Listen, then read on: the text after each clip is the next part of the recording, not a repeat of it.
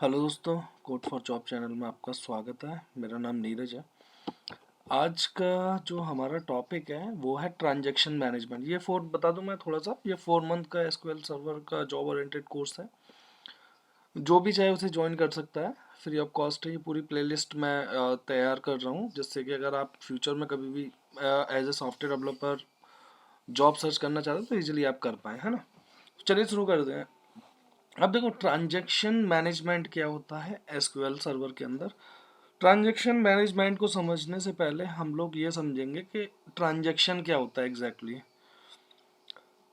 देखो, ट्रांजैक्शन होता क्या है अगर नॉर्मल भाषा में मैं बात करूं, एग्जांपल ही मैंने दिया हुआ है कि मान के चलो मुझे फोन पे या गूगल पे के थ्रू किसी को पैसे भेजने हैं, है ना। तो मैंने भेजा, सामने वाले को रिसीव हो गया वो अमाउंट, ये होता है सिंपल ट्रांजैक्शन, है ना। अब ट्रांजैक्शन मैनेजमेंट क्या होता है? ट्रांजैक्शन मैनेजमेंट होता है जब हम इन दोनों को कंबाइन कर दें कि चलो मैंने किसी का क्यूआर कोड स्कैन किया, उसको पैसा भेजा, ठीक है। और उसको पैसा भेजा तो एक एक एक एक उसका वे है, ठीक है, जिससे कि वो डेटा मतलब जो पैसा है वो उसके अकाउंट में पहुंचा। तो बस यही होता है ट्रांजैक्शन। तो कुछ डेफिनेशन देख लेते हैं ट्रांजैक्शन और ट्रांजैक्शन मैनेजमेंट की। A transaction is a set of SQL statements that should be executed as one unit। ठीक है, तो ट्रांजेक्शन तो ये जो सेंडर है, सेंडर अकाउंट यहाँ से पैसा भेजेगा, तो यहाँ इसके अकाउंट से पैसा डिडक्ट होगा, तो ये हो गया एक सेपरेट ट्रांजेक्शन। ठीक है, सेपरेट ट्रांजेक्शन हो गया। That means the transaction ensure that the either all of the command succeeded और नन ऑफ देम। अब ये ट्रांजेक्शन जो है ना, ट्रांजेक्शन को ये एंश्योर करना है कि या तो सारी कमांड चले या फिर सारी की सारी नहीं चले। मान के चलो हमारे पास में एक, चलो बैंक अकाउंट से लेता हूँ। अब बैंक अकाउंट में क्या है कि जब हम किसी को पैसा ट्रांसफर करते हैं तो बैंक क्या करेगी, बैंक जाएगी अपने डेटाबेस में चेक करेगी कि इसके अकाउंट में बैलेंस है या नहीं है। ठीक है, बैलेंस है तो फिर वो बैलेंस को फैच करेगी, फैच करेगी। तो फैच करने के बाद में फिर ये उस बैलेंस को किसी को ट्रांसफर कर रही है। तो जब उसको ट्रांसफर कर देगी तो अपनी बैंक के जो डेटाबेस है उसमें एंट्री करेगी। एंट्री क्या करेगी? एंट्री करेगी आपका कि मतलब अब बैलेंस कम हो गया, तो बैलेंस में अपडेट क्वेरी आपकी यूज हुई।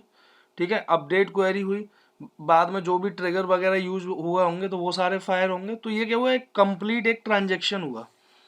ठीक है, कंप्लीट ट्रांजेक्शन। अब क्या हुआ, इसमें बैलेंस ट्रांसफर हुआ, है ना, बैलेंस ट्रांसफर हुआ, डेटाबेस में आपके में अपडेट नहीं हुआ, अपडेट कमांड नहीं चली। तो क्या होगा, पूरा का पूरा ट्रांजैक्शन जो प्रोसेस है ना, स्टार्टिंग से कि बैलेंस चेक करके फैच करना, फैच करके मतलब डिलीवर करना, वो सारा का सारा प्रोसेस हुआ कैंसिल हो जाएगा। तो ये कम्प्लीटली होता है, या तो पूरा सक्सेस होगा या फिर पूरा का पूरा फेल हो जाएगा। ठीक है, तो ये होता है transaction. If one command in the transaction fails, all of the commands fails। ठीक है, any data that is modified in the database is rolled back। rolled back, ठीक है, roll back हो जाता है। देखो, ट्रांजैक्शन पढ़ाने का रीजन जो है, जो मैं बता रहा हूँ, क्योंकि ये ट्रांजैक्शन वाला ना, वो देखते नहीं है इंटरव्यूअर, वो 2 साल एक्सपीरियंस ही बंदे से पूछ लेता है कि व्हाट इज ट्रांजैक्शन मैनेजमेंट, कैसे ट्रांजैक्शन को मैनेज करोगे डेटाबेस में। और सबसे बड़ी चीज, जहां भी आप एसक्यूएल एसक्यूएल सपोर्ट के लिए जा रहे हैं ना, एसक्यूएल सपोर्ट के लिए जा रहे हैं, वहाँ 101% आपसे ये जरूर पूछा जाएगा कि कैसे आप ट्रांजेक्शन को मैनेज करोगे। देखो होता क्या है, मैं आपको सिंपल भाषा में बताऊं कि मान के चलो हमें 10,000 रिकॉर्ड इंसर्ट करने हैं किसी टेबल में, 10,000 छोड़ो, 10 रिकॉर्ड इंसर्ट करने हैं एक टेबल में। हमने कर दिए उस टेबल में, ठीक है। अब हमें पता चला कि वो डेटा जो है ना, उसमें कुछ पार्ट ऐसा है जो कि गलत डेटा चला गया है, गलत डेटा अपडेट हो गया है ना। जब कुछ आप बड़े प्रोजेक्ट्स पे काम करते हैं ना, तो वहां पे कोई भी डेटा गलत नहीं होना चाहिए। गलत होता है तो फिर उसे रोल बैक करना पड़ता है ना। तो जब हम ट्रांजेक्शन के अंदर उन चीज़ों को लेते हैं, मैं आगे बताऊंगा कि कैसे यूज करते हैं ट्रांजेक्शन के अंदर। जब हम ट्रांजेक्शन के साथ में उसको काम करते हैं ना, तो आप उसे इजीली रोल बैक वगैरह कर सकते हो। चले, थोड़ा सा देखते हैं। Transaction management, the process of combining a set of related operations into a single unit and executed those operation by applying to do everything or do nothing, वही nothing principle is called the transaction management। अब database में transaction management कैसे होता है, इसमें होता है begin transaction होता है, प्रोसेस डेटाबेस कमांड होती है, चेक होता है एरर्स का, अगर एरर है तो रोल बैक हो जाएगा, एल्स ये कमिट हो जाएगा, है ना। बाकी का ये है जो ट्रांजेक्शन है ना, बिगिन, कमिट, रोल बैक और सेव ट्रांजेक्शन, ये 4 पार्ट में होता है। तो ये 4 पार्ट में ही वर्क करता है ना, बस केवल इन्हीं का यूज हम करते हैं। इसको मैं थोड़ा सा और बड़ा कर देता हूँ, है ना, इन्हीं का यूज हम लोग करते हैं ट्रांजेक्शन को मैनेज करने के लिए। ज़्यादा टाइम नहीं लूँगा, मैं जल्दी जल्दी इसको बताता हूँ यार, बड़ी वीडियो करने से क्या फ़ायदा। इसको ख़त्म करते हैं, फिर आगे भी पढ़ाना है। तो ये कुछ प्रोडक्ट टेबल है, ये मैंने क्रिएट की, रो इफेक्ट हो गई, टेबल वगैरह क्रिएट हो गई, ठीक है। तो सेलेक्ट स्टार फ्रॉम, टेबल का नाम था प्रोडक्ट था ना, ये हो गया छोटा, इसको करता हूँ मैं बड़ा, हाँ अब ठीक है, देखने में दिक्कत ना है, इसीलिए मैं ये करना पड़ा है, नया डेटाबेस इंस्टॉल किया था मैंने, ठीक है। तो सारी चीज़ें मैनेज, गाइज मुझे कमेंट करके बताना अगर ये देखने में कुछ दिक्कत हो ना, तो मुझे आप बता देना, है ना। तो ये हमारी एक टेबल क्रिएट हो गई, है ना। अब मुझे क्या करना है, मुझे कुछ डेटा इंसर्ट करना है। तो देखो मैं आप लोगों को एक कमांड लिख के बताता हूँ, है ना।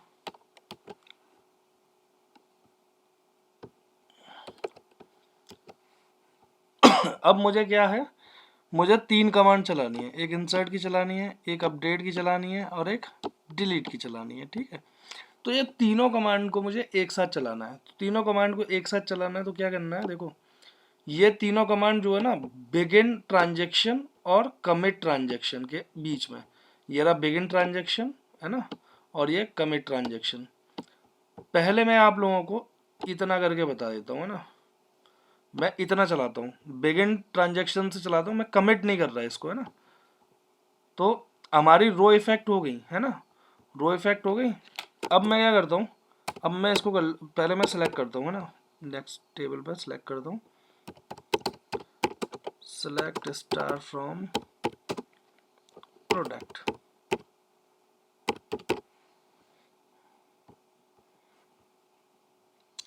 तो जब मैंने प्रोडक्ट पे क्लिक किया ना, जब मैं प्रोडक्ट टेबल को चला रहा हूँ, अब ये क्या है ना, गोल गोल घूमता ही रहेगा, ये रिजल्ट नहीं ला के देगा।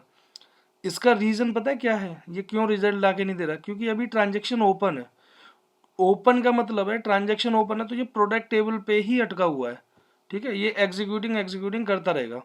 मैं इसको मतलब अब इसको ले रहा हूँ तो आगे चल के क्या करेगा, ये डेडलॉक लगा देगा, क्योंकि एक ही रिसोर्स की ज़रूरत है काफ़ी लोगों को।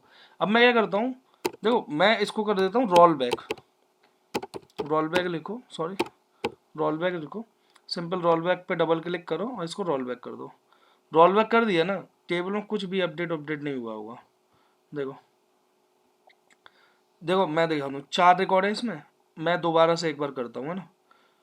4 रिकॉर्ड है और ये 4 के 4 ही रहेंगे, मतलब वो पहले भी 4 ही थे, 4 के 4 रिकॉर्ड हैं, इसीलिए हैं क्योंकि ये ट्रांजेक्शन हमने कमिट नहीं किया। अब देखते हैं इसको कमिट के साथ चलाते हैं। कमिट के साथ चलाएंगे तो जब भी हम ट्रांजेक्शन को कमिट कर देते हैं तो मतलब फाइनल चेंज हो चुका है। तो ये हमारा जो अब फाइनल चेंज हो चुका है, तो ये वैल्यूज चेंज हो गई, ठीक है, वैल्यू चेंज हो गई, ठीक है।